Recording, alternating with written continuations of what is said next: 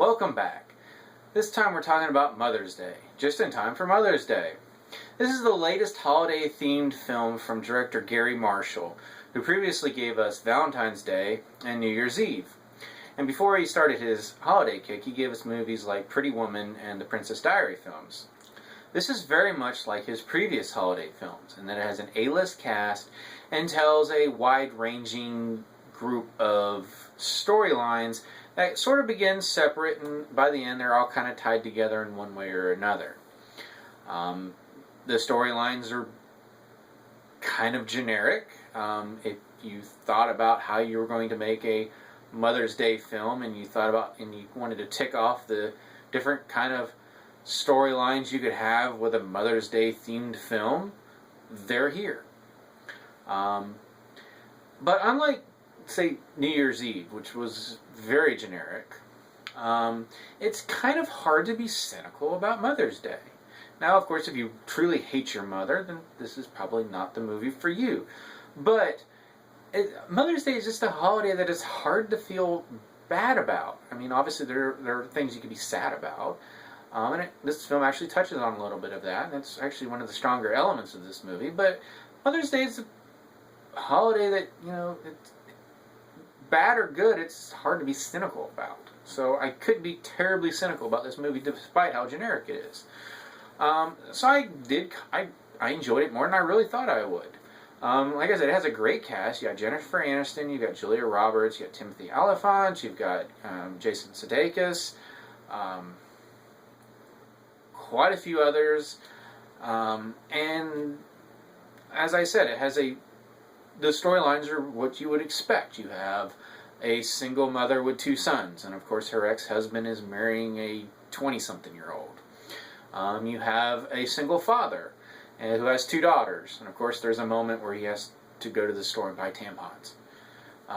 You have the career-oriented woman who, of course, has a child that she gave up for adoption earlier in her life. You have two sisters. One of them is gay. One of them is married to an Indian gentleman.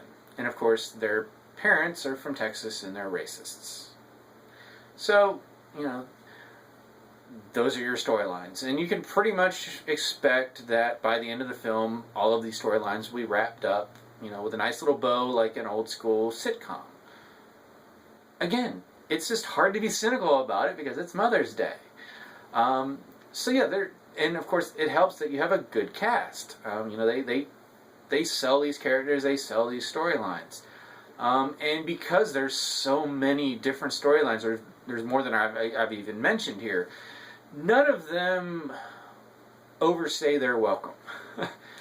Jennifer Aniston's storyline with her sons and her ex-husband and the new woman, I think that probably would have the most screen time if you really wanted to take a stopwatch to it, figure it out. But for the most part, they all they come, they go, they come back, and they kind of flow together. And of course, by the end, most of them have tied into one of the others in some fashion. So if you're looking for a good movie to take your mother to, or a movie to take your significant other to, I would say this is probably a good first date movie. I don't think you really want to be thinking about motherhood and babies on the first date. But for established couples, married couples, this is a great movie to take mom to. There's nothing terribly offensive. It's a PG-13 movie. So, yeah, it's a generic holiday-themed movie, but one that's I just have a hard time being cynical about. So I have to recommend it if you fall into any of the groups that I previously mentioned. So if you've seen it, please let me know what you think. If maybe I was not cynical enough. I'm usually a pretty cynical person. Mother's Day broke me on that. Let me know in the comments. As always, you can subscribe. You can check out some of my other reviews. And until next time, I'll see you at the movies.